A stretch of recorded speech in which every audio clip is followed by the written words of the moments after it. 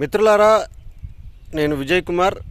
ఇప్పుడు మనం జోడెంగట్టు కొండల్లో గుట్టల మీద ఒక ఎత్తైన గుట్ట మీద మనం ఇప్పుడున్నాం.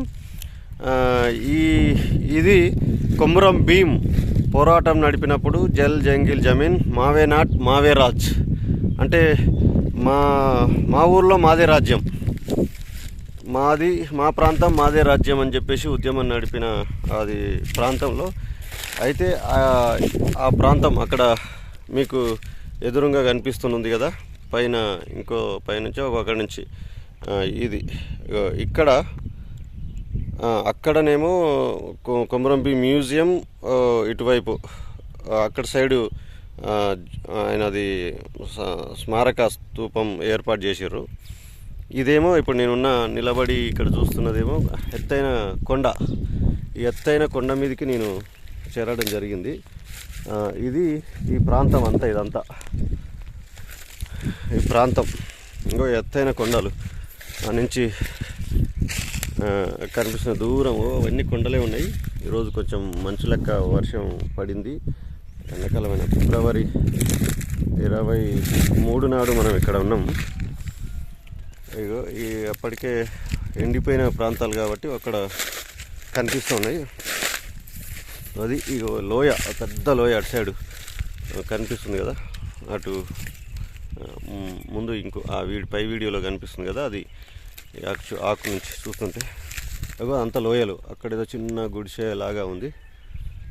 అక్కడ అంతా అటు ఇప్పుడు నేను ఈ నుంచి నిలబడ్డది కాకుండా ఆ వీడియోలో అక్కడ కనిపిస్తుంది. అది ఇవన్నీ ఇక చుట్టుపక్కల ఎంత ఒక 70, 80, 100 మంది దాకా వీళ్ళు ఒక 12 గ్రామాలు నుంచి వచ్చి, అంటే 12 గ్రామాల ప్రజలందరినీ కూడగట్టి ఆయన అప్పుడప్పుడు ఈ గుట్ట ఎక్కుతూ ఇప్పుడు నేనున్న ఈ ప్రాంతం నేను ఎక్కింది ఇదంతా ఎక్కి ఇక్కడ నుంచి చూస్తుండేవాళ్ళు ఎక్కడి నుంచి వస్తున్నారా జంగ్లాతోళ్ళు, అంటే పోలీస్ వాళ్ళు ఎక్కడి నుంచి వస్తున్నారా అని చెప్పేసి గమనిస్తుండేవాళ్ళు ఆయన. లేకపోతే ఒక సందర్భంలో ఇంకోరు అట్లా చూసేవాళ్ళు. ఈ కొండలనే ఇక్కడనే యుద్ధం జరిగింది మొత్తం. ఆ ప్రాంతం పైన అటు చూస్తున్న వీడియోలో ఇక్కడ యుద్ధం జరిగింది. 4 వైపుల నుంచి నేను ఇప్పుడున్న గుట్ట వైపు నుంచి వెనకాల నుంచి కొంత ఒక పోలీసు దళం, నైజాం పోలీసు దళం అక్కడి నుంచి ఇప్పుడు ఇటు సైడ్ నుంచి ఒకటి, మళ్ళీ ఇటువైపు నుంచి ఒకటి, అట్లా ఈ ప్రాంతాల నుంచి అట్లా 4 చుట్టుముట్టి ఒక 200-300 మంది పోలీసులు చుట్టుముట్టి ఆయనను ప్రమాదకరంగా మారుతారు నైజాం రాజ్యానికి అని చెప్పేసి వీళ్ళని చంపడం జరిగింది. యుద్ధం జరిగింది.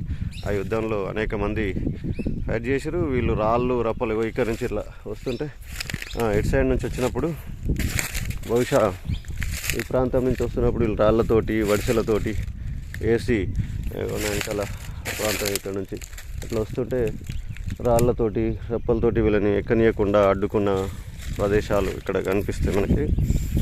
ఇది ఒక పెద్ద పోరాటం, మహత్తర పోరాటం తెలంగాణలో 1940లో, అంటే ఒకవైపు స్వాతంత్రోద్యమం జరుగుతుంటే తెలంగాణ ప్రాంతంలో హైదరాబాద్ రాజ్యంలో అప్పుడు ఒక పెద్ద యుద్ధమే జరిగింది ఇక్కడ. ఇది చాలా ఏళ్ళ తర్వాత బయటపడింది. దీన్ని హైమండార్ఫ్ బయటికి తీసిండు. ఆ తర్వాత సామల సదాశివ గారు, తర్వాత ఇంకా VNVK శాస్త్రి సారు, వీళ్ళందరూ కూడా కొంత ప్రయత్నం, అంటే ఆయన చరిత్రను బయటికి తీసే ప్రయత్నం చేసిర్రు.